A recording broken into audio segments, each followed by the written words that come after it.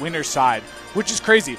By the way, neither of these players have played before. So this is the first time that they've ever played. Well, so the reason they haven't played before is because typically Exciled doesn't drive. Well, yeah. And GrlyTeenQueen goes from Western Mass to Jersey. Yeah, it's like and GrlyTeenQueen typically doesn't go to Eastern Mass, and Corey Exciled doesn't really go to Western Mass. So it's like they're divided by this large gap in Massachusetts. It's not a big state, but for us, like, we sometimes do travel, but if you don't have a car or carpool ride, you're pretty much never playing each other. So this is going to be a very hype set. Yeah, and it's interesting to see Exciled starting off with the Min. This is the character that won the set against Apple Reviewer, so just sticking with it. Already starting off with 77%. Insane start from Exciled. Okay, but it's going to be such a volatile matchup.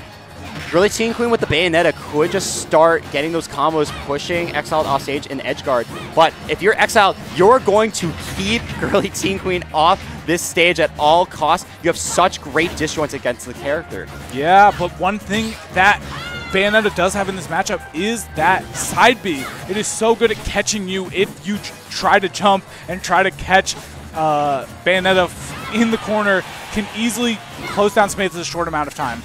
GrlyTeenQueen's been doing a really good job at avoiding those dragon lasers, but we do see the enhanced version now off the grab. GrlyTeenQueen trying to get back on the stage, watching out, and gets the hit at the ledge. Exciled taking first blood. Yeah, amazing ledge trap there from Exciled to get the first stock, and has not stopped piling on the pressure. 43% in like 2 interactions, that was crazy. But we're seeing the first big combo here from GrlyTeenQueen. Let's see how far they can convert it.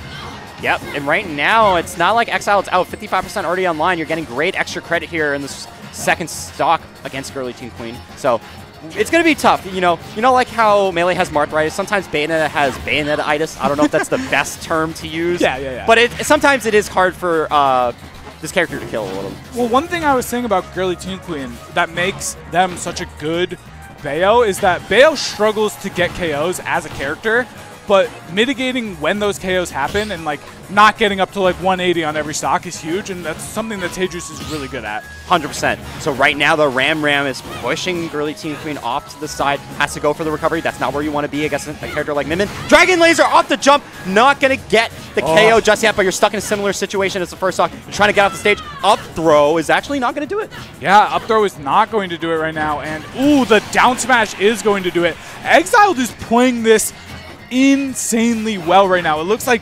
GrlyTeenQueen's still trying to like figure out what to do in this matchup, where he can, find his moments. So it's going to be interesting to see how GrlyTeenQueen adapts to this Exciled play, because it has been impressive. Yeah, and Exciled doesn't have to approach her. You can see he's just running away to try to keep an optimal distance so he doesn't have to deal with any of Bayonetta's bullshit. Okay, Exciled, come on. I'm trying to get the crazy F smash read right there. That was a little bit disrespectful. Oh, watch out for this. But I guess if you're playing this well, you got rights to do that. And Exciled closing it out with another Dragon F smash, and to get a 3-stock on GrlyTeenQueen as the 15 seed, you can see the 15 seed being winner semis of this event. Top 8 appearance for Corey Exciled out of regional is a very rare occurrence. Oh my god! I will preface with the fact that Corey did dodge an earlier round opponent because of a DQ. So one could say the tournament could have gone a little bit different for him. But you take what's given to you in the moment. You don't get upset if anyone else complains. It's like,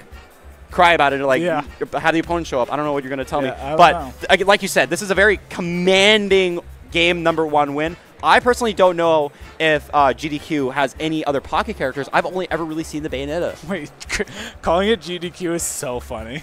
I like calling it that. No, because Games Done Quick is like a thing. Oh, is it? Wait, what's game? Wait, isn't that like a It's a speedrunning event. Ah. It's so funny because I was like, what? I was like, my brain couldn't think because it happened literally last week. It happened literally last week, and I was like, what do you mean? We're not there right now. I'm priming your speedrunning origins right now. I know, it's so funny, but yeah, I mean, Tejas, also known as GrlyTeenQueen, is also known as GTQ. Also known as GTQ, is going to have to do a lot of adaptations in a short amount of time to even have a chance at competing in this game, because it looked like a wash in that game #1, and this is a great start. Double Witch Twish to get 50% started. Yeah, you'll take that damage all day, every day.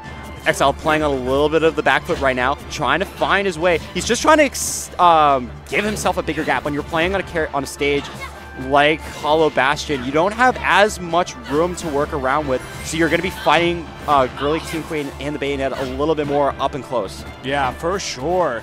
And that was something that Tejas struggled with a lot in that game number 1. Closing down space. Exciled was doing such a good job of when to dash back, when to be aggressive, when, you know, and mixing that up really well. So, you know, having a smaller stage might be able to deal with it better. Ooh. And the witch time into down smash, what a crazy punish. The reason that Exciled goes for that is because he's trying to push GrlyTeenQueen away from the ledge so you can get back on. But because of the counter being so close, you were able to get the time and you were able to get the down smash in time. Yeah, amazing stuff. And that was the first stock that GrlyTeenQueen took of the freaking set. That was an incredible one to do it. And like I said, GrlyTeenQueen finding early stocks is the name of the game as Bayonetta, and we're already seeing that in this game number 2.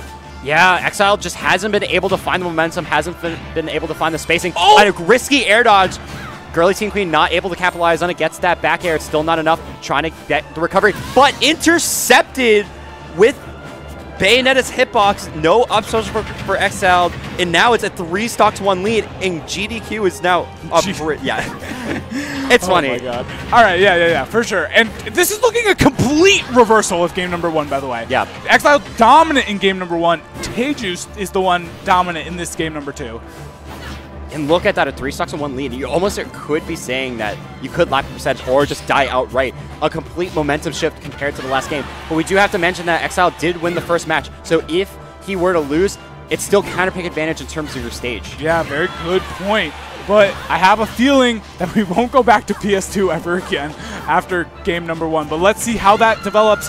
Exciled is not out of this game, by the way. I mean, I could see a world. I mean, he did 3-stock him last time, so I could see him take him 2 straight here. I have never seen up throw kill. I guess it's like 170, percent with the rage. It's gonna kill at that. Yeah, point. It's like usually back air, but Exciled being a, very in tune with his character right now, knowing that's a kill throw and getting the stock right there with it, trying to get a witch twist to end it, but didn't even need it. Not enough resources for Exciled, then the JV3 for GrlyTeenQueen. Okay. This is a big momentum shift. You can basically say a JV3 is equivalent to a 3-stock. You just lose that stock and you just come back onto the floor and just say, you're dead. run into game 3 pretty much. They're just taking turns beating each other up. It's crazy. And it's only game 2. That's the thing. Like we could see another pummeling for Exciled. We could see another pummeling for GrlyTeenQueen, or we can actually see a heater. Hopefully, both of them have learned from game number 1 and game number 2 about each other. Yep. So it's going to be closer from here on out. But you never know. Stages could be very important in this matchup, so it's going to be interesting to see where we go. Instant PS2 ban from GrlyTeenQueen, learning from their mistake. Yeah, I agree. If you don't want the larger stages, FD, you want to be able to land safely on platforms if you're Bayonetta, so that's a pretty solid pick. I assume there's going to be one more, and then it's Town and City is also going to be banned, so yeah. Almost all the bigger stages besides Battlefield, which I wouldn't really want to go to if I was Min against Bayonetta. Kalos is still up, which is okay. You don't really want to go to Smashville because it's basically Hollow Light but different. You have a little bit of a bigger blast zone, but it's not that useful. I guess going to small Battlefield 3 is pretty useful. And I like to point this out. Corey XL really likes picking weird songs. We are hearing the Super Mario Bros. Song from, I think, Super Mario Bros. 2. He's not it's the Birdo song. He's never plugged song. In, right? Like, isn't that the? No, isn't he thing? listens to his own music. He forces his opponent to pick. He's a menace to society. Yep. All right. Well, let's see how GrlyTeenQueen deals with a really bad song choice from Exciled. Something I want to talk about before we get into this game number 3 is that Exciled really did not want to play Just Blue earlier. He was talking about it all day, and that GrlyTeenQueen was able to get this win. And if he's able to capitalize on that, that'd be crazy. Yeah, you were able to avoid the DQ, and you were able to avoid your bracket demon in terms of Just Blue, and you get to fight GrlyTeenQueen. Well, that's not an easy option either. When GrlyTeenQueen had to go through Just Blue, so he's just as in it in the race to get top 8 as Exciled is. Yeah, for sure. Oh my god, that could have been a very scary situation for GrlyTeenQueen, but managed to avoid every situation there. Exciled, and yeah, the neutral interactions are so interesting because either player has at any point could hit you from center stage to the corner. Yeah, pretty much. You have those combo extensions with Bayonetta, but sometimes it's hard to land, and it's like you got to be careful when it comes to landing. When you're exiled, you get a long range hit, you get sent in the corner like right now. Yeah, it's like almost like the normal length that most characters play neutral at is like one character length longer in this matchup. Yeah. It's really, really interesting. But the neutral air is going to take it there. If he's able to catch the jump, would have been able to probably get the stock, but not quite.